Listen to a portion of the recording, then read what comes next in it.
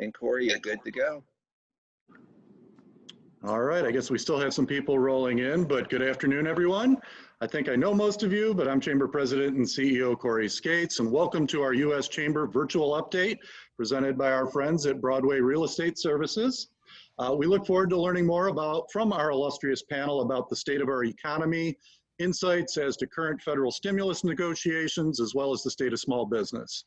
So if you have any questions during the presentation, we encourage you to drop those into the chat. And we'll do our best to get to them.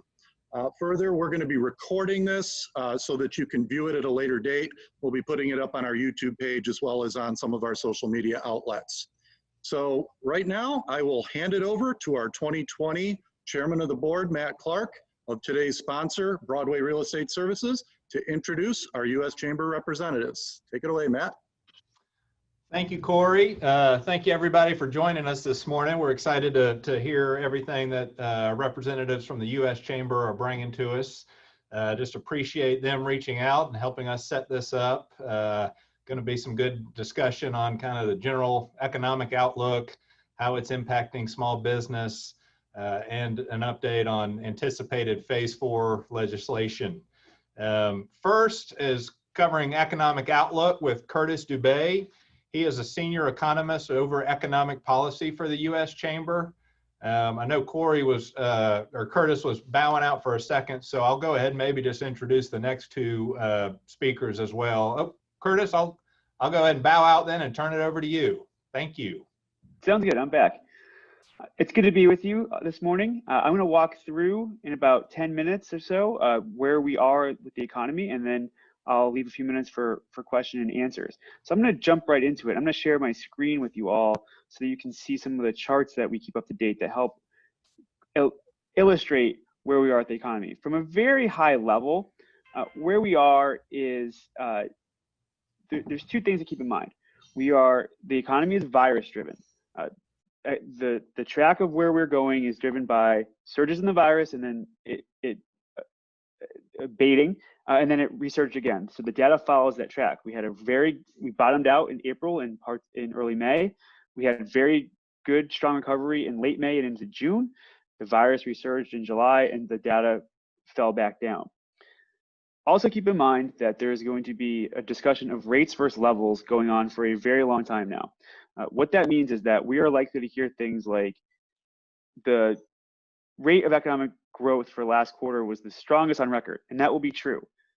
But we're not going to get back to the levels we were at before the pandemic for a while. It's going to take some time, and you'll see that in some of the charts that I lay out.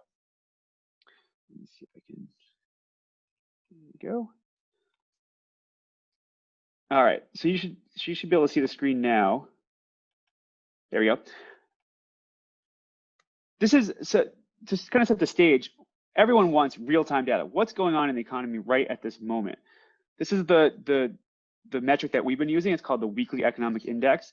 It's put together by a group of economists, and they look at 10 real-time economic measures that we can get weekly, and they put them together and they create an index. And what this shows is that the economy was in pretty good shape, and I'll get more into that as we go in late February and into the middle of March.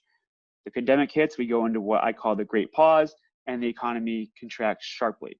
And we get a really sharp pullback through the end of March into April, all of April into May, and then finally in middle of May we start growing, and we've been on the upward trajectory ever since then. That's the good news. The kind of scary news is that we are lower still than at any point that we were at during the Great Recession from 2007 to 2009, and that was a very steep recession. It was pretty bad, and we're lower than that at this point. It is not hyperbolic to compare the contraction that we have gone through to the Great Depression and the Great Recession from 2007 to 2009. The big difference, and this is really key, is that those occurred because of things that happened inside the economy. This happened because of something outside. Economists would call it an exogenous shock. This is forced on the economy because of the virus, and that changes the nature of the recession. We should be able to rebound quicker and more easily because it wasn't a structural problem in the economy that caused this problem. The other thing is The Great Depression lasted for several years. The Great Recession lasted for a year and a half, almost two. This is not going to be that long. Recessions occur when the size of the economy contracts for two consecutive quarters. We're probably growing at this point.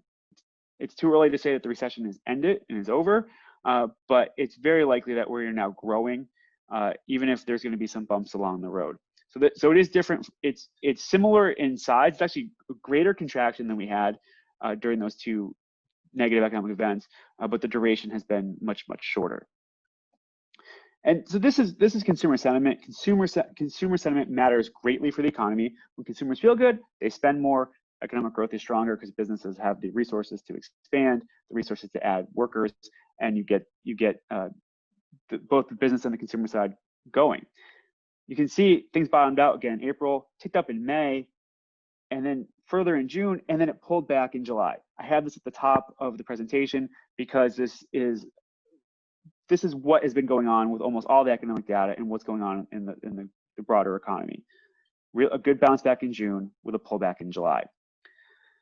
I put this in here. It's the same set of data, but it just looks at the current viewpoint of consumers versus their future expectations. I put in to show the pullback in future expectations because this matters a great deal, because when people feel strong about the future, they spend more on those big ticket items, those durable items, things like homes, cars, appliances, electronics, things that you think about that sometimes need financing. Those are big drivers of economic growth because they're so expensive. And you can see that consumers were less optimistic about the future last month. So they're probably likely to see some pullback in purchases of those bigger ticket items. Because if you're going to buy those bigger ticket items, you have to pay for them over several years. You want to be confident that you're going to have the income necessary to make those payments down the line. Now, it's disappointing that you've seen a pullback here, but remember, virus driven. If the virus levels continue to fall, as they were to some degree in late July and early August, and we continue that, this will bounce back up and will probably bounce back up above where we were in May and June. So that's relatively good news. That's not the case again when you have something that happens inside the economy and it creates a great deal of uncertainty. We know what caused this recession, and we know what will lead us out of it and will lead us to stronger growth. It's getting the virus under control. This is consumer confidence. This is a different survey. Same overall message. This is updated through this morning. This is unemployment claims, and this is frustrating. I wish if I had done this presentation at 8 o'clock this morning before this came out, I'd be much more optimistic about this, because as of last week, it's the blue bar. We'd finally gotten under 1 million claims per week in 1 week. As of 8:30, we got last week's numbers, and we ticked back up above 1 million. We had an increase, which we don't want to be seeing at this point. We want to see these initial claims going down. So this was a frustrating, disappointing report, both because it was an increase and it went back over 1 million. Historically, we are still way above where we had been previously, and again, historically where we were. Before the pandemic struck, before the middle of March, the highest ever number of unemployment claims was 695,000 in October of 1982. That was also a very, very steep recession that went on for about a year. So that was likely longer than what we're going to experience here. Nevertheless, we had 1 month, 695,000. By March 28th, we were 10 times that level for just 1 week. Almost 7 million Americans filed for unemployment in the week ending March 28th. The claims before this all struck were like 200,000. So even at 1 million, we're 5 times where we were prior to the pandemic. And keep in mind, I'll get into this in a second. The economy was in really pretty good shape in February before this all struck. So the labor market is a lagging indicator. So the economy is probably doing better from a high level than the labor market is. But for 1.1 million Americans still to be losing their jobs last week is not where we want to be. It's disappointing.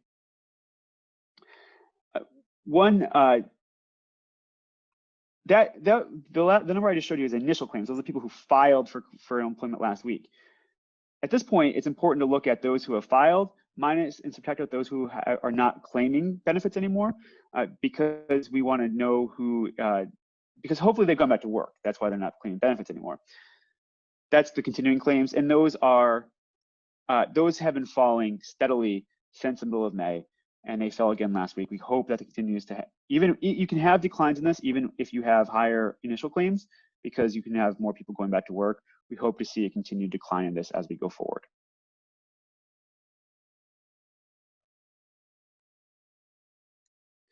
This is the total job market, though. This is a little different than the unemployment claims. This is, again, the rates versus levels. If you've been following the jobs report the last few months, you know that we've had a record number of jobs created in the last few months. Last month, it was 2 million. The month before that, it was almost 5 million. The month before that, it was 2 million. Those are record levels of job creation. Keep in mind the levels, though. Back in February, and this is the highest number of jobs we ever had. We were in almost 11 full years into the recovery from the Great Recession from 2009 into 2020. We had 152.4 million workers in the economy. 2 months later in April, we were down to just over 130 million workers. We had lost 22.1 million jobs in just a 2-month span. It takes a long time to work that out. So the gap we have is still 13 million. We've added almost 9 million back, but we still have that 13 million job gap that will take a long time to work out. It will probably take another economic expansion that goes on for 10, 11 years for us to get back to where we were in February of 2020. That's just how it works. And it's frustrating, it's disappointing. It's really frustrating because when the pandemic hit, wages were finally growing strong for those at the bottom of the income scales. They were actually growing the fastest. And that's just the nature of how the job market works. Those with more skills, more education, they go back to work at a higher, faster rates than those with less. And it takes a long time to work through the backlog. It takes a long time for the demand to increase for those at the bottom of the income and skill scale. We were there. We were finally there. Jobs were growing a couple 100,000 a month. The competition labor market was driving wages at the bottom. Very beneficial, good for the economy, and it's all been wiped out because of the virus. There's not much we can do. It's just a disappointing issue that was caused because of the virus. So here's the GDP numbers. Again, we were doing pretty well at the end of 2019 and into early 2020. The economy was growing around 2%. In the first quarter, we're like right into the middle of March, we were still growing at that right around that 2% rate. There were a few headwinds. Boeing shutting down the 737 MAX, the production of that plane, was going to create some drag on the economy in the first quarter, as was the supply chain issues that were created because of the coronavirus in China. That seems quaint and seems like a long time ago now. Virus arrives here in the middle of March. We go into the Great Pause around March 13th, and we end up with going from tracking at like 2% growth for the first quarter to a minus 5% number for that first quarter. So just 1/2 of 1 month having that lockdown meant that the economy contracted by 5%. The Great Pause continues, the lockdown continue. We get the largest quarterly decline in economic activity ever, 33% in the second quarter. Important to point out, this is wonky to some degree. This is an annualized number. This is just how it's presented. If it was up to me, we wouldn't do this. It's just how it's done. It creates much too much confusion, and it's unnecessary. What that means is the economy would have to contract by that level for 4 consecutive quarters for the economy to be that much smaller over the course of a year. What it really means is you can divide that number by 4. The quarter-to-quarter change from the first quarter to second quarter was 9.5%. Still the highest on record, still very large, but it helps put in a little bit of context. But when you hear people talking about it, they're going to say it contracted by 33% on an annualized basis. The good news coming out of that is that we will grow in the third quarter, and the numbers will be strong. We're going to grow on average. We've been following a bunch of different estimators. On average, they see the economy growing at 22% this quarter. The highest growth rate previous to this was 16.7% back in the 1950s for 1 quarter. So we're going to likely to exceed that. This will probably get even stronger if the virus, the levels fall even stronger or even more in the coming weeks. We might even see this rebound even higher. We're roughly, where are we? So July, August. We still have so we're like roughly halfway through the quarter. We still have a month and a half left. lot of time to go. A lot of things can change to the good and to the bad, but right now tracking about 22.5% growth for this quarter. Now you can see what this looks like for the first 2 quarters. Third quarter at that 22% rate. Fourth quarter remains pretty strong. Remember, we're right around 2% before the pandemic hit, and we're going to still grow in the fourth quarter at a pretty strong number, and into 2021 as well. That's good. But even with those strong growth numbers, it takes a long time just to get back to where we were before the pandemic struck. At those pretty strong rates, it takes until the end of next year just to get GDP back to the level it was before the recession hit, before the pandemic struck. Again, this is the rates versus levels issue.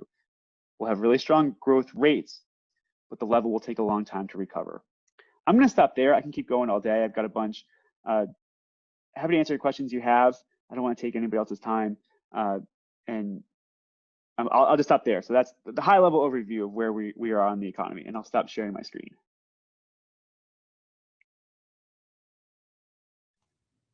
So please go ahead if you have questions. I'm happy to take them.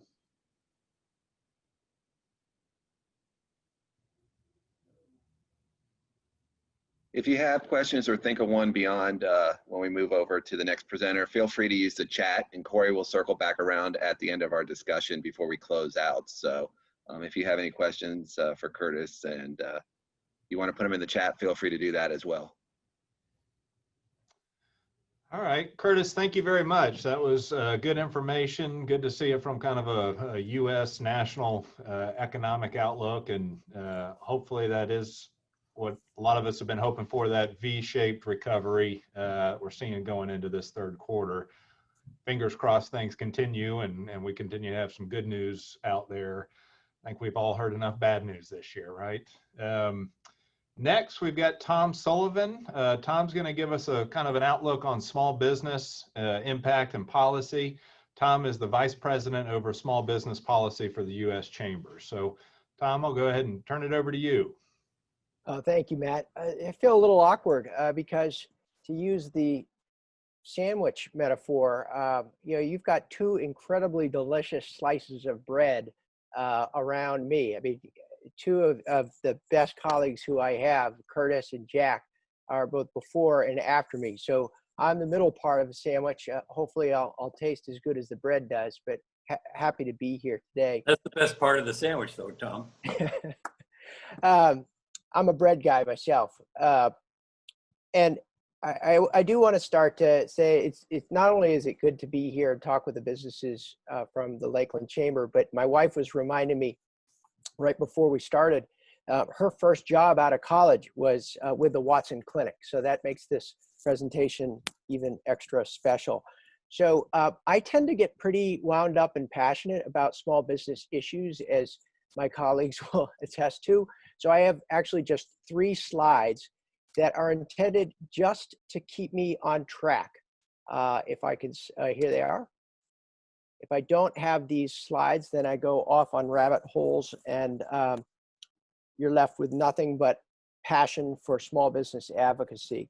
So let's go back just about 5-6 months. I know for all of us on the line here, seems like 5 or 6 years, but in actuality, it was just 5 or 6 months ago when we knew that the coronavirus would extract quite a toll on the United States. And Jack will cover this in greater detail than I can with a congressional outlook, but I do find that it's a good starting point to point out that there were 4 laws passed in 4 months, primarily to aid small businesses. And that really is remarkable in itself. And it shows that if you can get past the current kind of hyper-partisan stalemate that we're in the middle of and look backwards even just a little bit, amazing coming together in a bipartisan way, almost unanimously, to support small businesses. Now, part of that effort, one of the first laws is passed, the CARES Act, did create a new SBA loan program called the PPP. It's now kind of a common term used for small businesses. And again, kind of looking, taking the broad view backwards, really pretty amazing that thanks to the leadership of one of your senators, Chairman Marco Rubio of the Senate Small Business Committee, who really kind of championed this SBA lending program. Just in 5 months, the over 5 million loans that have been issued by SBA, that actually totals, in just 5 months, more loans than SBA has given out in the 65-year history of the government agency. So it's just kind of one of those moments where you step back and say, wow, that is truly, truly amazing. And not to be overlooked, certainly, and I say this with incredible admiration for local chamber leadership, which many times comes not only from the realtor community, but also from the banking community. We have community banks and national banks with a community presence who really stepped up to get money to small businesses. So certainly you deserve that leadership that is many times the leadership at local and state chambers of commerce deserves an enormous debt of gratitude from the small business community. To echo off of Curtis's comments, but unique to small business, we do a survey with our sponsorship with MetLife that really kind of digs into what's going on Main Street. And if I could pretend to be an economist like Curtis, I'll say this kind of good news, bad news. So from the good news perspective, what we found in our MetLife survey is that small businesses are really bullish on 2021. We see in our last poll, we saw that 53% of small businesses are bullish on 2021, and that is up 3 percentage points from their outlook in May. Now, on the other hand, the small businesses' view on the overall health of their business is, unfortunately, it's at about 55%, and that is actually down 14% from where it was a year ago. So I like to think that a lot of the perceptions and attitudes and optimism, I would say cautious optimism or guarded optimism for small business, really depends on your perspective. If your perspective is looking back for the end of March and beginning of April, things look pretty good. If your perspective is looking back a year ago, things look pretty horrible, and we've got a long way to go for full recovery. And that's really where, I'm going to give Jack a really big lead up here, but that's why this additional stimulus is so important, because we know that we're in a period of recovery, but very, very clear that small businesses need more help. So what does that mean? Well, we have a whole set of advocacy tools. Jack actually is the top manager of one of those tools, which is lobbying Congress. But if you start to the far right of this screen, I'm going to leave you with a song in your head. Unfortunately, my teenage boys call it an earworm when you just can't get the song out of your head. But we do insist that it's really as easy as 1, 2, 3 for Congress. So there you go. You're going to have that song easy as 1, 2, 3 ringing in your head for the whole afternoon. I apologize. The truth of the matter is there's really 4. But on those 3, certainly increased financial assistance to help small businesses. We're calling for targeted assistance, expansion of that assistance so that local and state chambers of commerce can actually access these loans. And then third, simplification. I mean, we've got a classic case of, part of the tax code is helpful, another part of the tax code is not helpful. We've got to come together and kind of make this simple. Now, the fourth part really is making sure that businesses, large and small, when they're going to the efforts to protect their employees and protect their customers, following CDC guidelines, they have to be protected from profiteering plaintiff lawyers. They have to be protected from lawsuits. So that is really a top priority of us. And we're going to use everything possible to fight for these things. And this is where it's wonderful to be such close partners with the Lakeland Chamber and 1,600, 2,000 of your closest friends. I mean, that is really truly our muscle, is the collaboration and the coalition of local and state chambers of commerce coming together and pushing Congress to take action. Last but not least, at the U.S. Chamber of Commerce, we just do not want any small business to have to close its doors, not knowing or understanding what types of federal resources might be available to help. And so we are doing everything possible to have guides, easy to understand guides that are usable both in English and in Spanish, so that small businesses have a good sense on how to reopen. Real simple kind of guidance, like what are the types of questions you should ask your employees when they report to work every day to make sure they're not infecting each other or your customers. Things like how do you apply for PPP forgiveness? Because we know that over 80% of those small businesses that had PPP loans have exhausted those funds and are now looking to work with their banks for forgiveness. So plagiarism is the most sincere form of flattery. And so however this information is distributed to the small business community, we need your help in distributing this information. Everything that we have from an information perspective for small business is at our digital hub at uschamber.com/CO. I do want to make sure folks know CO does not stand for coronavirus. This is a small business digital platform that was stood up about 19 months ago. We're using it to try to communicate tools, tips, information that would be helpful for small business. So I rushed through these slides, but I do want to make sure to leave some time for to answer questions. Matt, Corey? Yeah, Tom, appreciate that. That was great information. And Corey, let's make sure we follow up distributing some of that out to our membership as well and promoting that. Yeah, absolutely.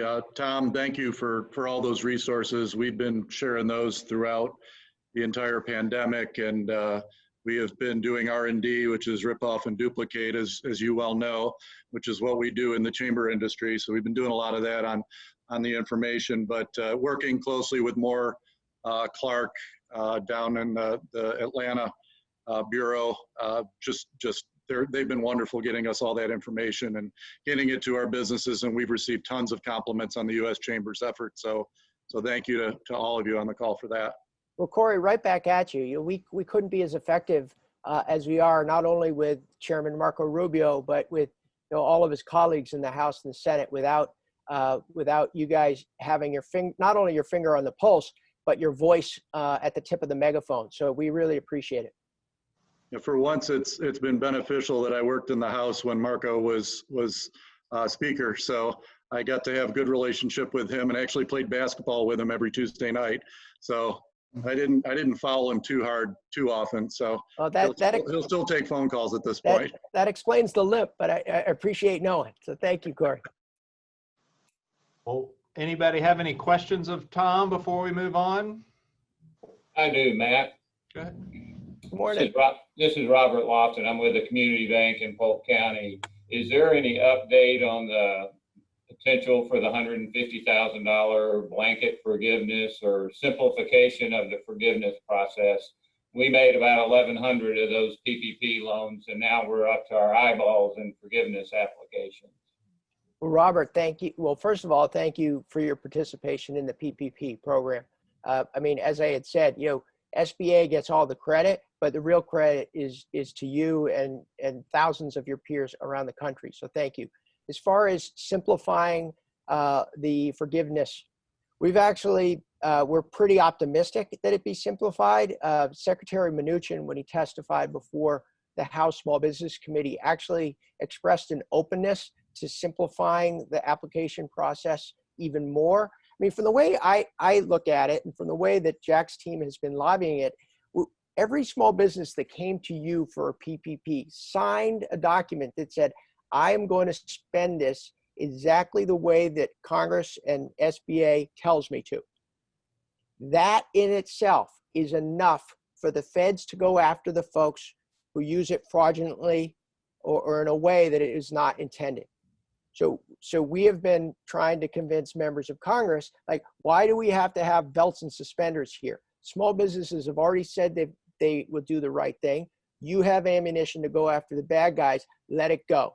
Worst thing we can do is to distract the attention small business owners have to reopening, rebuilding, and thriving in communities to dealing with red tape and hoops that the both of you have to jump through. So we've gotten incredible receptivity. The further simplification of forgiveness for loans under $150,000 is in legislation that we are hoping Congress take up. And that's another kind of lead up to a great presentation that Jack is going to give in a few minutes. Thanks very much.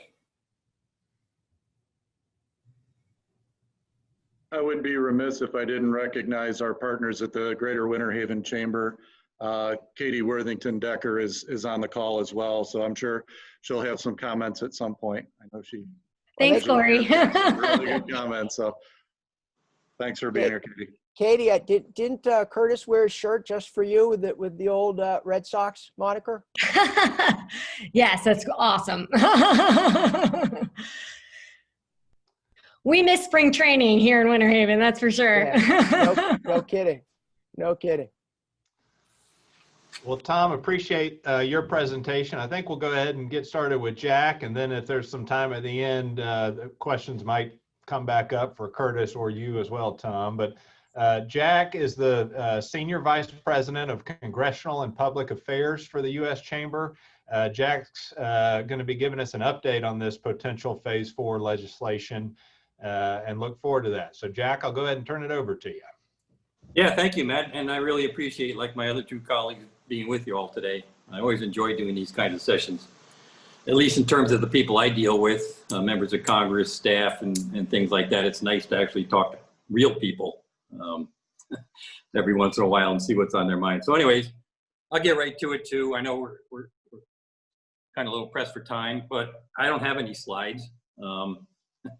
Mostly because what I cover doesn't really lend itself to words, and every time I try to put it on a piece of paper, it changes anyway. So I'm just going to kind of walk through a few top line observations, and then I'll try to leave as much time as possible for questions.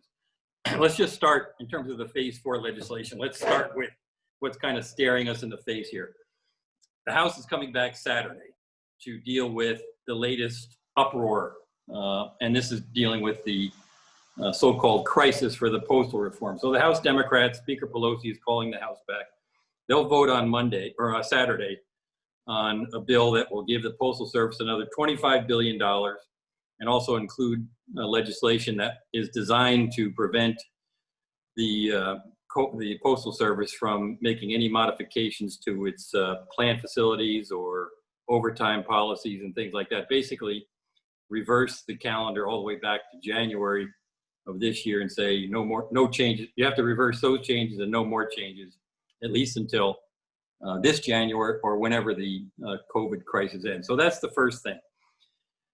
Strategically, what that may do is trigger increased activity, particularly among the Senate Republicans, to try to come to the table and negotiate a broader Phase 4 bill. They've really been stuck in suspended animation now for 2 or 3 weeks. You remember the House passed their bill, the HEROES Act, back in May, middle of May. That was their $3.5 trillion bill. The Senate Republicans released their bill after the 4th of July, just about $1 trillion. And since then, there has really not been any real serious, any negotiation at all. You've seen a lot of meetings, a lot of discussion, a lot of verbal hand grenades being thrown back and forth at each other. So really for about the last month, there's been a lot of, as I said, suspended animation, lots of animation, not a whole lot of progress. So in a further effort to try to develop a consensus within the Senate Republican Conference, Senator McConnell released the text of an amendment that is even smaller version of the original HEALS Act that he released after the 4th of July. And basically, I won't go into a lot of detail, $300 a week for unemployment benefits, enhanced unemployment benefits for the rest of the year. Includes liability reform, which is at the top of our list of our priorities. Paycheck protection program, as Tom alluded to, would be extended and reformed in some ways. it would basically convert a loan for the Postal Service, a $10 billion loan, into a grant. So that would give the Postal Service $10 billion. There's over $100 billion in education funds, primarily for elementary and secondary schools, to help them get ready for return to school. Also some money for colleges, and then there's almost $50 billion for the Health and Human Services Department for vaccines, testing, therapeutics, and things like that. So it's really, again, we're still in kind of the political jousting stage here. Senator McConnell is, for one reason or another, is just not able to find a center of gravity within his Senate Republican conference that will enable him to try to actually put legislation on the floor, much less begin negotiations with Speaker Pelosi, Senator Schumer, and Chief of Staff Meadows and Secretary Treasury. So he's struggling to find a consensus within the Senate Republican conference, and so far he's just not been able to find one. This latest skinny bill doesn't seem to be getting any more traction than the earlier HEALS Act. So the real question going forward here, given the current state of play and looking ahead to the next several weeks, is when will serious negotiations actually begin? And right now, the conventional wisdom is it probably won't happen for at least another 2 or 3 weeks. The Senate is not coming back until the week of September 14th. The House is coming back, the Senate's coming back September 8th. The House is coming back September 14th. You don't have to have all members of the House and Senate here to negotiate, but they do have to be here to actually vote on something at some point. So I don't see any real breakthroughs anytime soon. Like I said, the Senate Republican conference is badly split over even basically the need to do another bill, much less spend $1 trillion on another bill. And they also they're looking over the horizon and they're saying, okay, Nancy Pelosi's coming to the table with $3.5 trillion. Even if they supported $1 trillion, they know full well that when they get to negotiate, that price tag is going to go up probably close to $2 trillion, which just further underscores McConnell's problem in developing a consensus within the Senate Republicans. They don't even want to get to $1 trillion, much less close to $2 trillion. So the other action forcing event that's happening here, as I alluded to, we're approaching the end of the fiscal year. That's September 30th. And that brings into play the annual drama over trying to keep the government open. So far, no appropriations bills have been signed into law. The House has passed all their appropriation bills. The Senate hasn't done anything. So at some point between now and the end of September, Congress is going to have to pass a continuing resolution, and the president's going to have to sign it. They have a very limited window of opportunity to do that. As I said, the Senate's coming back September 8th. The House is coming back September 14th. When you factor in the Jewish holidays, which they traditionally take off, that leaves them a little more than 10 legislative days to not only figure out a way to keep the government open, but also, if they're going to engage in serious negotiations over the next stage of any type of a coronavirus bill, it needs to happen in that window. So we have the end of the fiscal year rapidly approaching. The priority is going to be keep the government open. So I would expect a continuing resolution probably until after Thanksgiving, somewhere in the neighborhood of November 20th. It will include, I think, additional money for COVID relief, especially hospitals, schools, as I said before, vaccines, testing, tracing, things like that.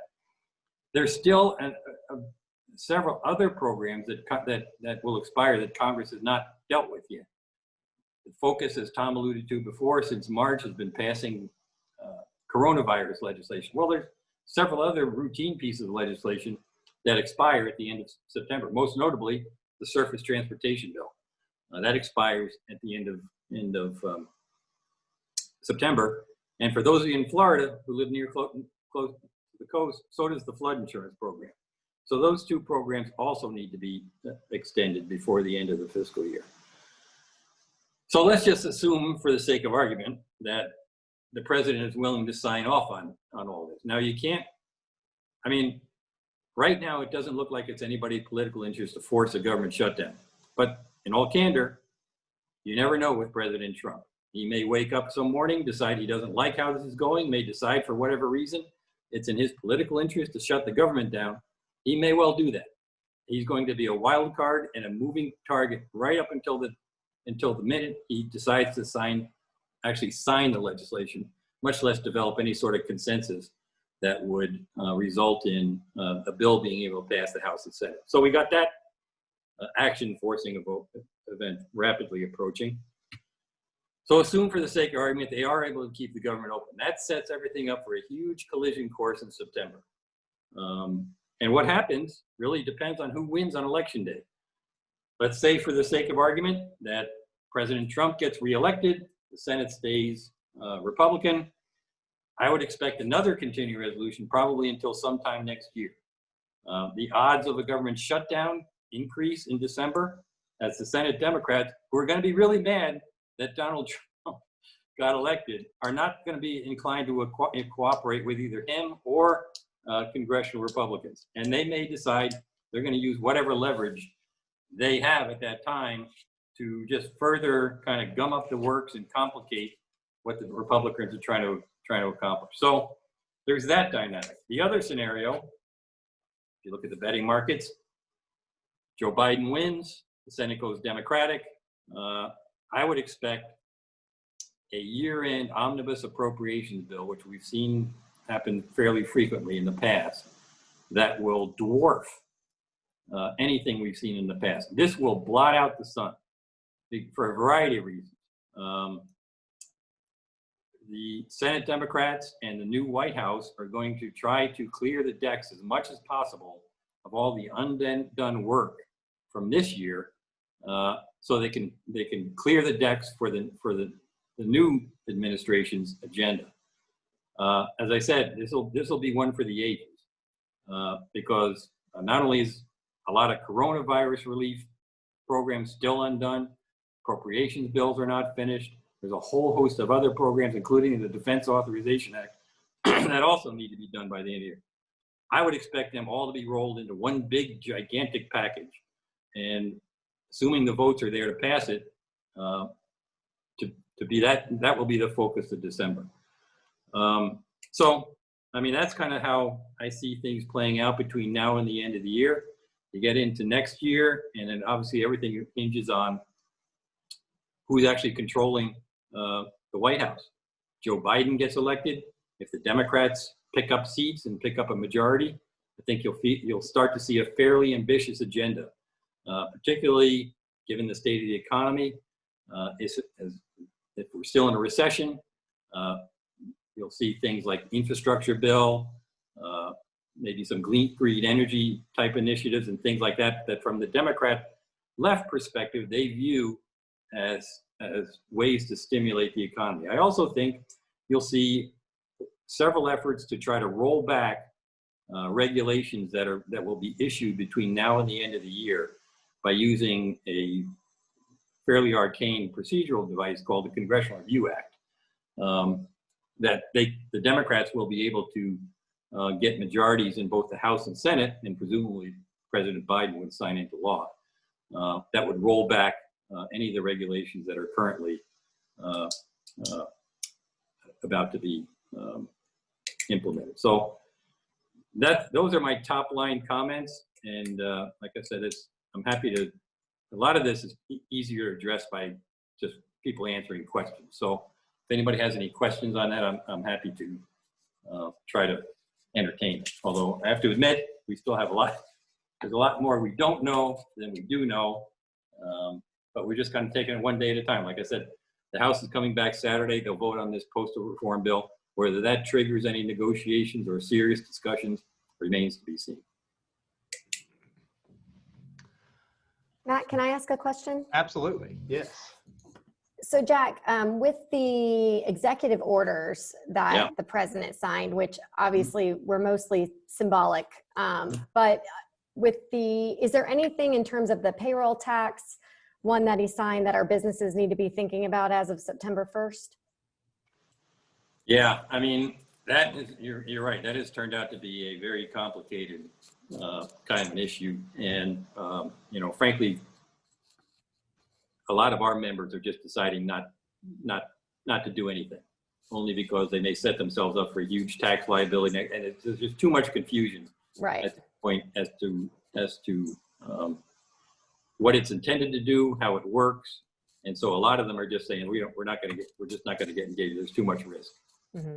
Okay, thank you. Yeah, the lack of clarity is what is most people are just ignoring them, honestly. Well, that seems to be the trend. I mean, and I can see why. I mean, you just expose yourself to too many unintended consequences, and it's purely a political exercise. They all work. I do think, however, you will see more executive orders moving forward, particularly if, let's say for the sake of argument, Trump gets reelected. If we're a status quo election where Republicans hang on to the Senate, Democrats keep the House, are you going to see more executive orders because there's going to be more gridlock. Thank you. Jack, just quickly, how much influence are the House and Senate members that may be up for election? How much pressure are they putting on their leadership to get something done, get an agreement done, so they've got something to go back and sell to their constituents before the election? That's one of the cross currents within the Senate Republican Conference, because you got several members, Cory Gardner, Susan Collins, who are really in very competitive seats, and they feel like they would like to have something to vote on. I don't mean this the wrong way. There's only about 4 or 5 of them. There's about another 20 Republican senators who don't think they need to do anything more. Stock market's going great. A lot of them are from states where their economies really have not been hard hit by the virus. They're very anxious about spending more, trillions of dollars. As I said before, they'll point out to you that as a result of the earlier bills, state and local governments still have over $1 trillion that they haven't spent yet. So why pile another $1 trillion, at least $1 trillion on top of that? So, but you kind of put your finger on the internal dynamics in the Senate Republican Conference. You've got a group who would like to vote on something. Their states are hard hit. They need help, would help politically. And then you've got a whole other group who don't want any part of it.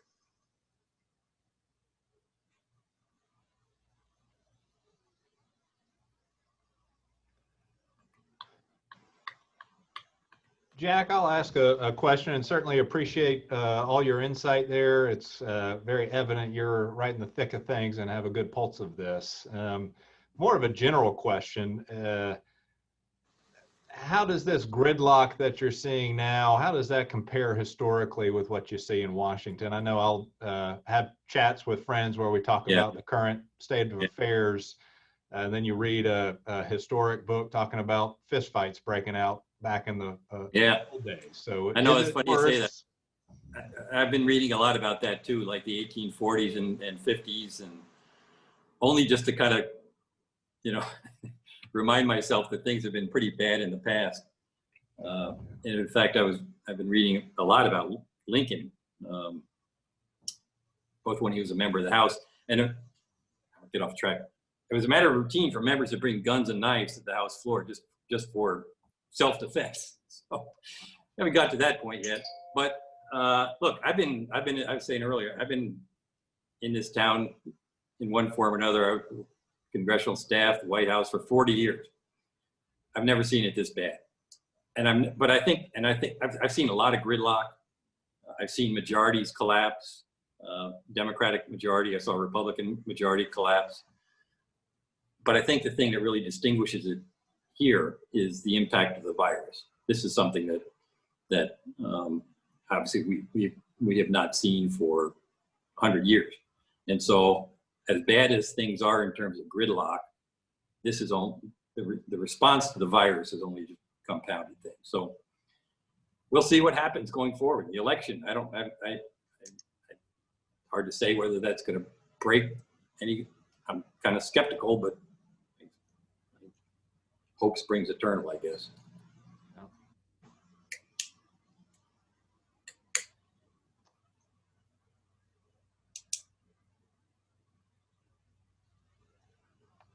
Well, since we got another minute or two left, I'll ask the question that I know all chambers always ask of everybody when they talk to them. What is the possibilities of a reauthorization of PPP and inclusion of local and state chambers?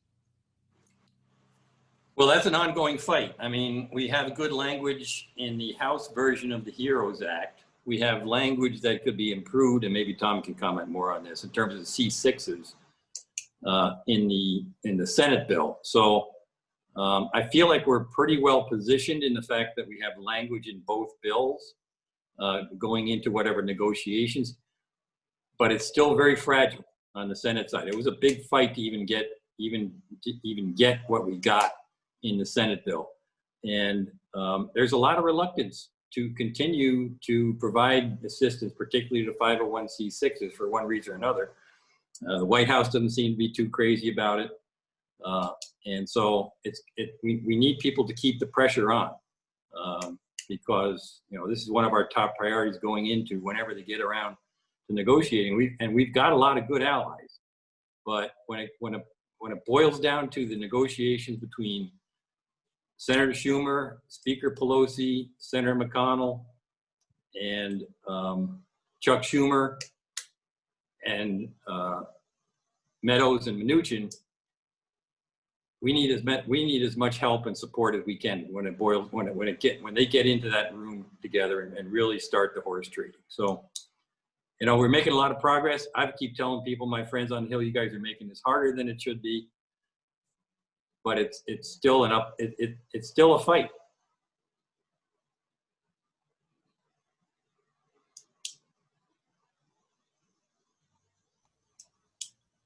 Corey, I'll add an amen. I mean, Jack characterized it perfectly. It's just up to all of us to keep ringing that bell hard. Yeah, and chambers are historically not good at asking for things for themselves. We're too busy asking for things for everybody else. But yeah. I've gotten past that in the last few months. So probably people are tired of hearing me banging on that drum. But there's so many chambers out there that I'm watching. I'm incoming chair of our state association, and I'm seeing a lot of them dying.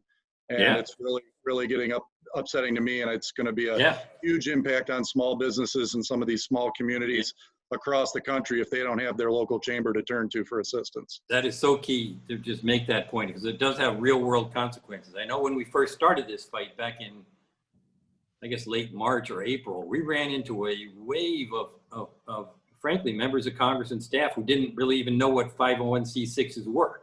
There was a lot of confusion about who qualified, under what terms, all kinds of wild rumors about other groups getting money.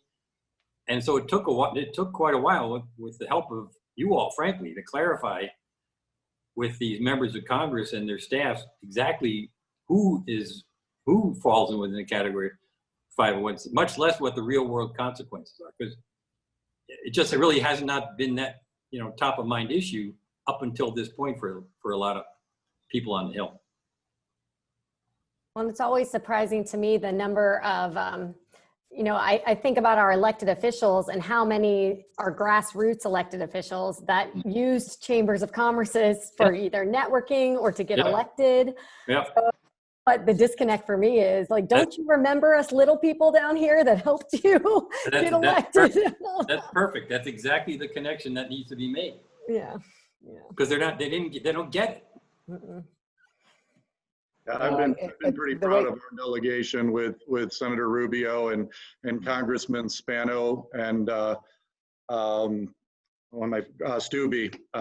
Both have been leaders on legislation to try to make this happen for chambers. So I've been pretty proud of our delegation. Yeah, no, keep the heat on, because like I said, ultimately this is going to boil down to a very small group of people who are going to make this decision. So, you know, you're right, because of what you guys are doing. We've got a lot of support for but once you get behind those closed doors, all bets are off.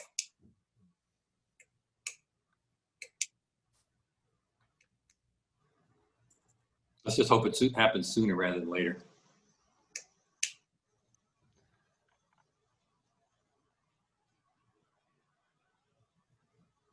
All right. Does anybody else have any other questions? Or I'm going to have Matt close us out in just a second. Once again, thank our panel being here. Really appreciate your time and everything you're doing on behalf of business in DC. And also, thank you for everybody on the call today. And again, we'll be sharing this on our YouTube channel and social media. So for friends of yours who didn't get a chance to jump in, please encourage them to do so that they can learn more about what's going on. And thank you to Matt and Broadway Real Estate Services again for sponsoring this today. Thank you, Corey. I just want to give a big thanks to our friends at the U.S. Chamber. Jack, that was really neat to hear about what's going on, and appreciate your advocacy up there for all things chamber and small business. And appreciate your help too, seriously. Tom Sullivan as well, very good information. Tom did post in the chat that link to the U.S. Chamber's website that has a lot of that valuable information for reopening business. So thank you, Tom. And Curtis, really appreciate your start there with the economic outlook. I definitely learned some things. I hope our audience did as well.